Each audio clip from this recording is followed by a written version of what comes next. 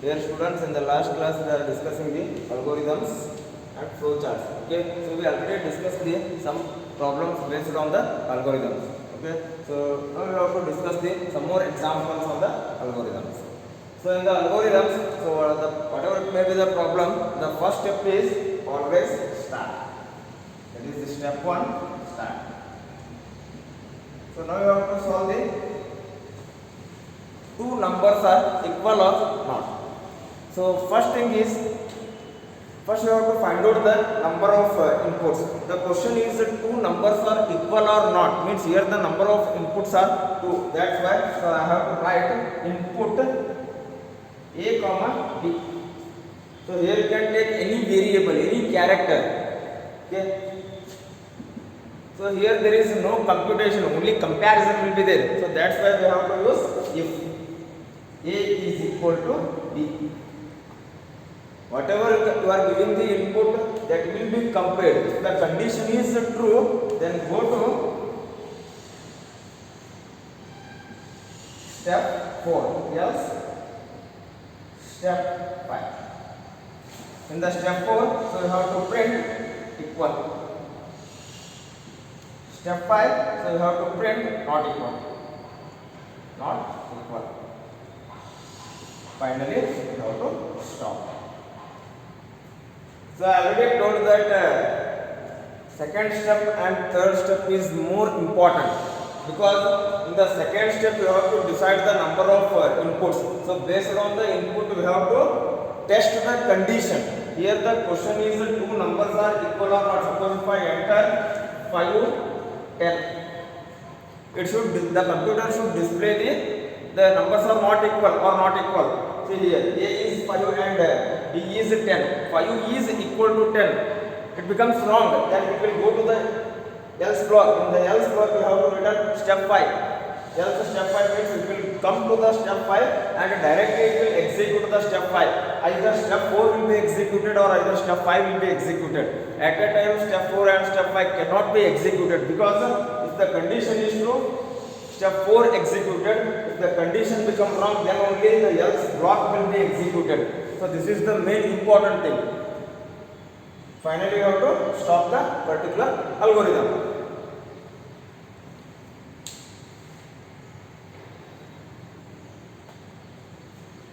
Next example. Step 1 is always start.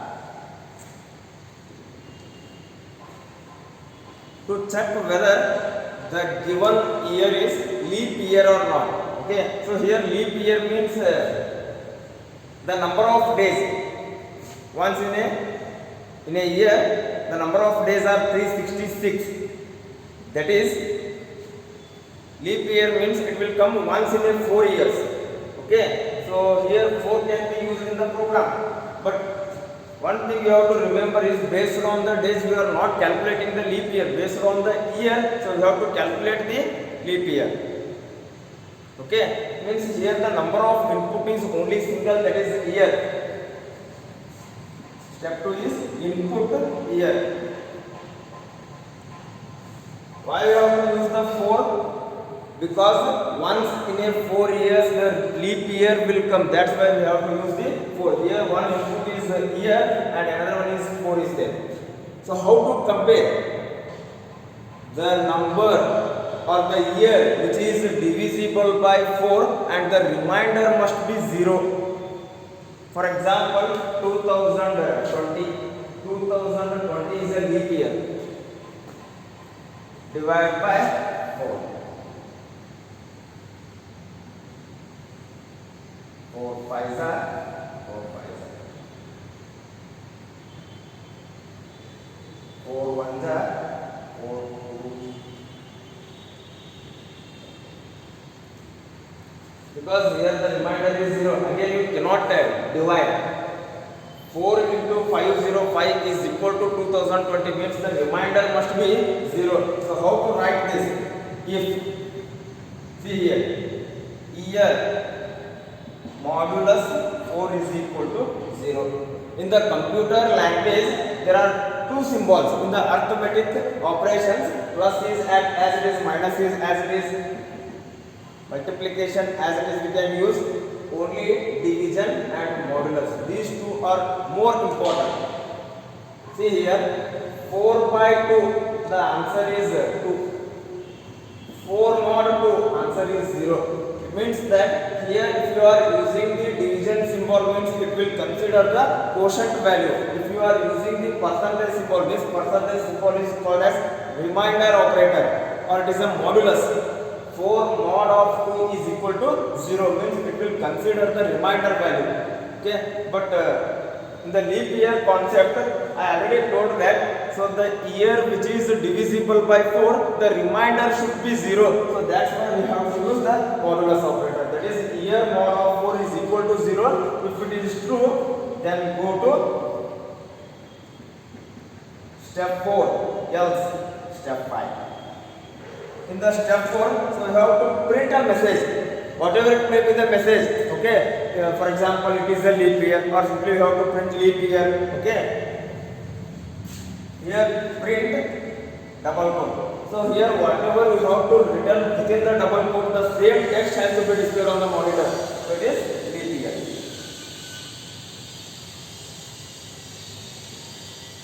It is leap year. Step 5, print not a leap year. Finally stop. Okay. There are so many examples are there. Okay, first we have to analyze the problem. First you can understand the concept. After that you have to analyze the problem. At the time of analyzing the problem, so you can identify, you can find out the number of inputs in the given problem. If the number of inputs are correct, then it is easy to write the formula, then it is easy to compare the condition. Okay. The next example is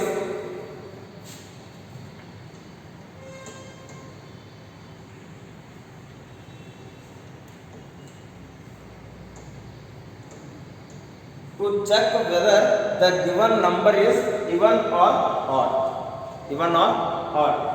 So usually even numbers are 2, 4, 6, 8. Odd numbers are 3, 5, 7, 1, 3, 7, 1, 3, 5, 7, 9, etc.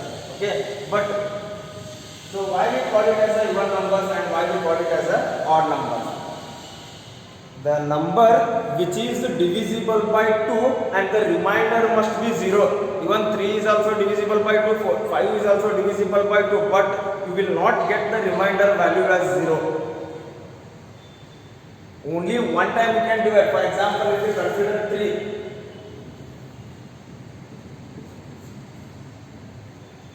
3, 2 1s are 2, remainder is 1. Okay, again you cannot divide the remaining part. Okay, only one time you can divide, then only you will get the remainder value.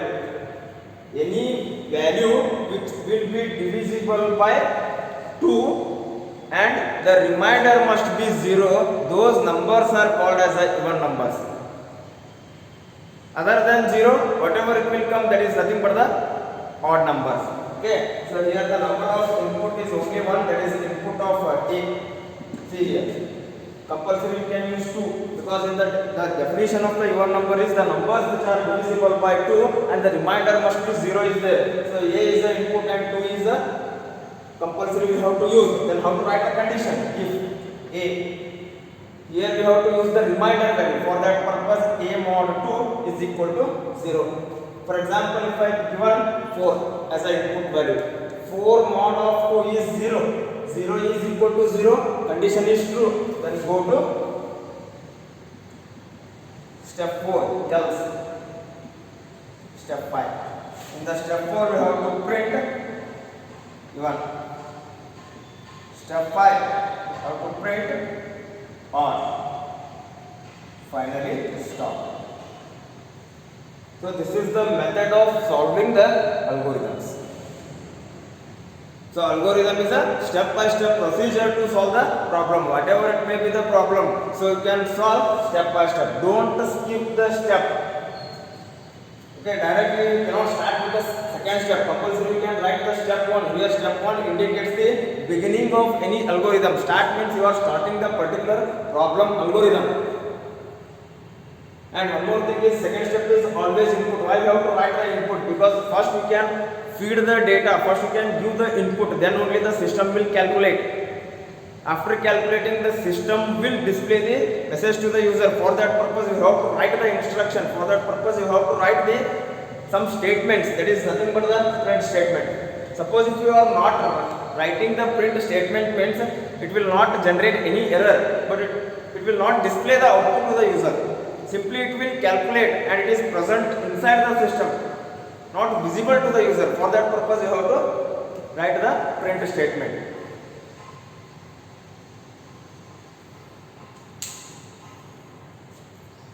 There are so many examples are there. Okay.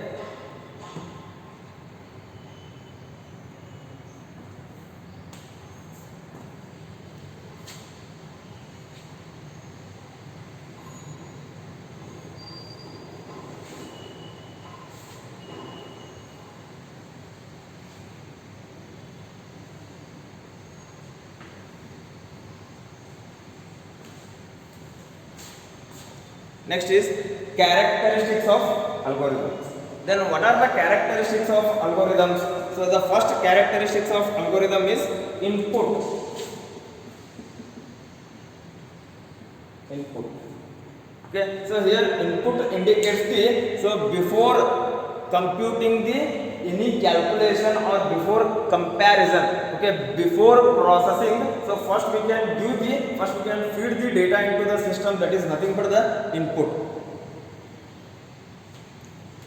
It will accept, the system will accept the data from the user with the help of input devices. That process is nothing but the inputting the data. This is the first characteristics of algorithm. Second one is definite. In the algorithm, so whatever the steps we can define, all the steps are definite steps. It is countable. If the algorithm is small, so it consists of 5 to 6 steps. If the algorithm is complex, it consists of 10, 20, like that. Means each step indicates the one definite meaning.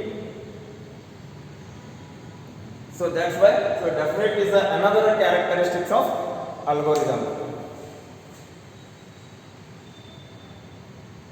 Third one is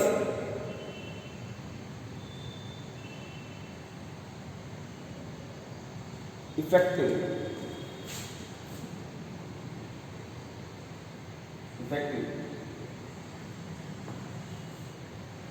So here effective indicates the algorithm is just like a procedure. So these algorithms can be practiced, but actually if you consider the programming language or algorithms, but first of all algorithms cannot be executed in the system. Algorithm is just like a procedure. Before understanding the programming concept, first we need to understand the concepts of algorithm. Then only it is easy to write the program. Then only it is easy to understand the programming concept. So here effective means, so whatever you can practice the algorithms, you can practice more. As much as possible you can practice more in your books. Then only it will be effective in the programming languages. So that is the third characteristics of algorithm. The fourth characteristics is terminate. So here terminate indicates the stop, end. So after defining the algorithm, after giving the input, it will be compute or it will be compare or it will be processed. After that you have to print. So after that finally we have to stop the algorithm. It may be the simple algorithm or it may be the complex algorithm, but finally we have to terminate the particular algorithm. So that's why again terminate is considered as the one characteristics of algorithm. Terminate means end. And last one is output. If you are writing the algorithm means finally we have to analyze the what will be the output of this algorithm. So if you consider this example, even or odd, what will be the output? That will be decided based on your input value. If I am giving the input value as a 4, means its output will be the even. Suppose if I give the input value as 5, its output will be odd. So that's why output is also one of the major characteristics of algorithm. So totally there are 5 characteristics. That is, first one is input, second one is definite, third one is effective, fourth one is terminate, fifth one is output.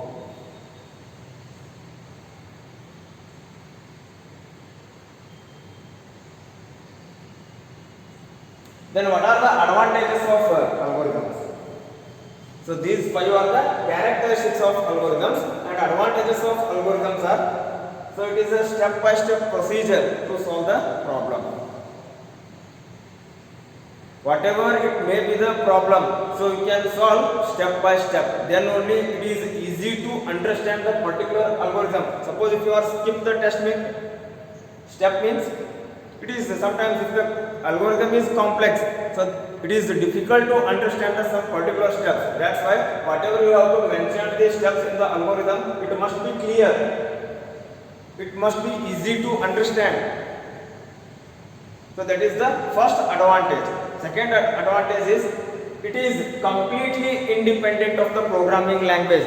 It is not related to any programming language. Whatever you have to mention the steps in the algorithm, these steps cannot be used in the programming.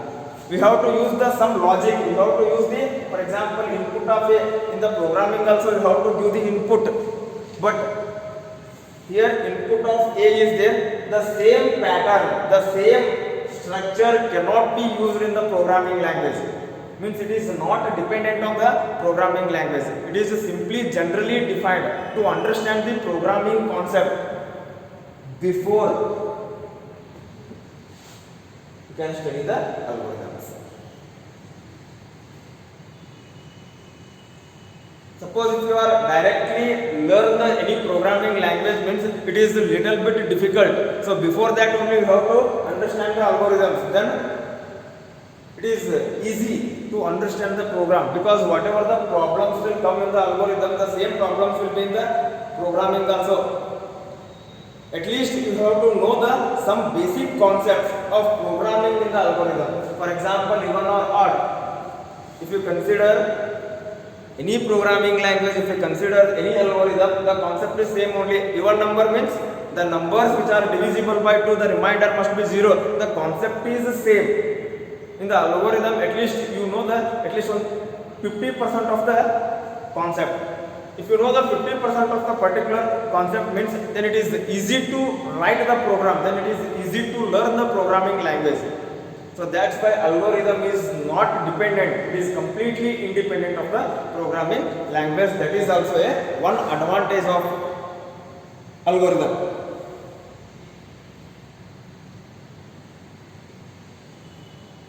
And third one is it is easy to debug. So here debug means correcting the errors. If you are writing the particular algorithm, means you have to analyze clearly step by step. If there is any mistake in the given algorithm, easily you can identify your own. So that's why, so it is also one advantage of algorithm. And whatever you can mention the steps, it must be clear. It is the sequences of steps. So first I can write step 1 directly, I cannot write the last step.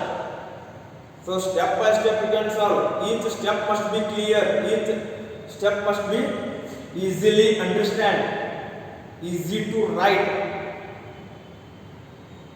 Whatever the steps you have to mention in the algorithm, that must be sequences of steps. So that is also one advantage of using the algorithm.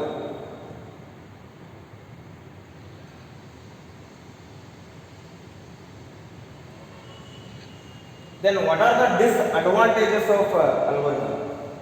Actually, programming is important. Okay, but I already told that before studying the program, so we need to understand the algorithms. Okay, suppose if the problem is complex, first we can write the algorithm. So after that it is converted into the flowchart. After that it is converted into the programming. It means that it is time consuming. It will take time to write. If the algorithm is simple, it will take less time. If the algorithm is complex, it will take more time to write. Suppose if you are not writing the algorithm directly, if you are writing the program, means it is a little bit difficult to write first time. So that's why first you can write the algorithm, again it is converted into the flowchart, again that flowchart is converted into the program. That's why it is a time consuming. So these two are the disadvantages of algorithms.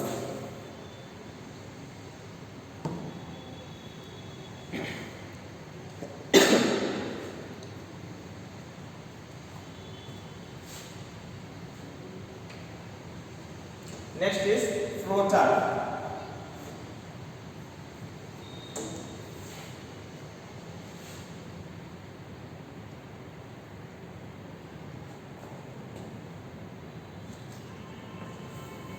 So here flowcharts are nothing but the diagrammatic representation of algorithm, or it is a blueprint of algorithm. So whatever you can read on the algorithm, that can be shown diagrammatically. Each step has one specific symbol. With the help of that symbol, so we have to draw the flowcharts. So here flowchart means it is a diagrammatic representation of algorithm, or it is a blueprint of an algorithm.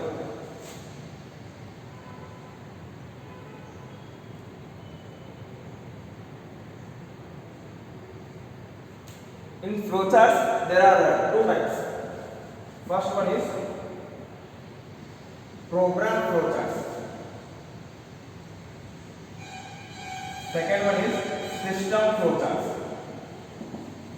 So here, program flowchart means whatever you are written the algorithms that can be converted into the flowcharts, means in that algorithm each step must be clear. It is a sequences of steps that can be converted into the flowchart. That is nothing but the program flowchart. So system flowchart means it is related to the system. It is related to the particular software, or it is related to the particular concept. These system flowcharts are mainly used by the designers, not the programmers. There is a difference between designers and the programmers. Programmers means they can write the only programs. Design means they can design the entire system.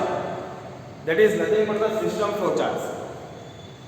Okay, so but in the programming language, in this concept, so we have to study only the program flowchart. So system flowchart is only for definition.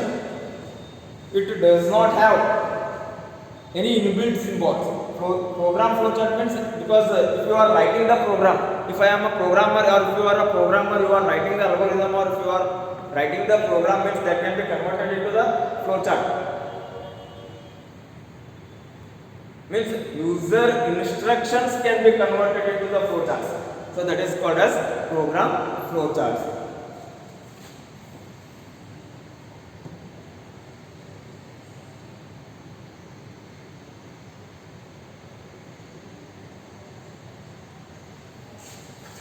See here. So what are the symbols used in the program flowcharts? Symbol, name, meaning. So you can make a 3 columns. The first column name is symbol, second column name is name of the symbol, third column name is its meaning or description. Description. The first symbol, see here.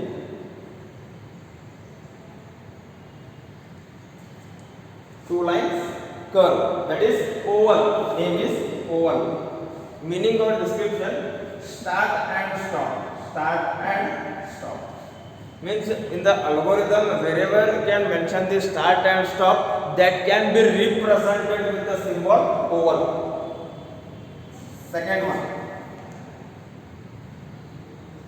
parallelogram. Parallelogram, input and print.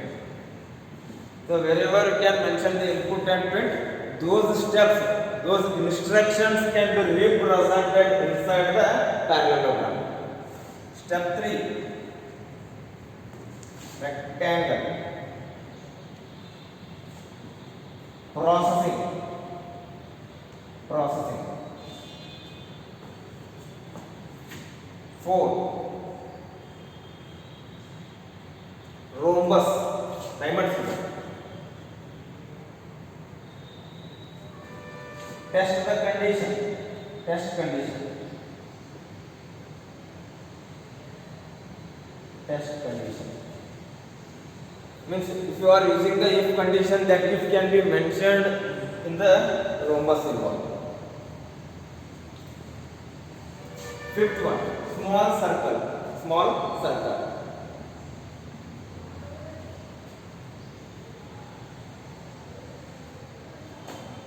Small circle. Continuation. Continuation. For example, if you are writing the complex algorithm, okay, it will not sufficient in one page. You can continue in the next page. So you can mention small circle and you can continue in the flowchart. 6, arrows.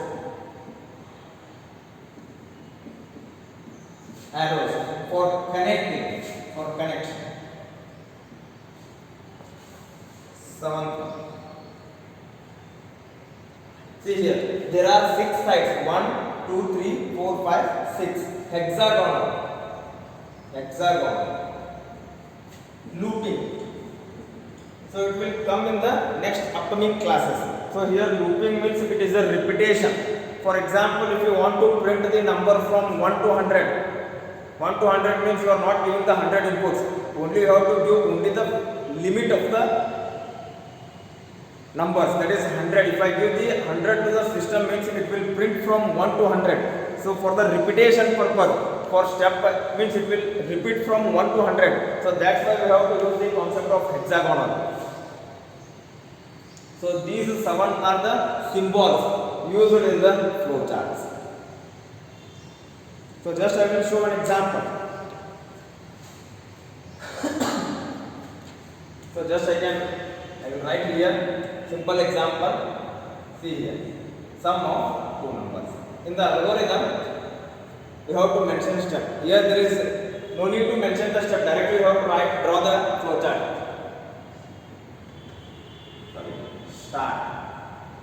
Start. Next is input. Input A comma B. Next, C is equal to A plus B. Print C.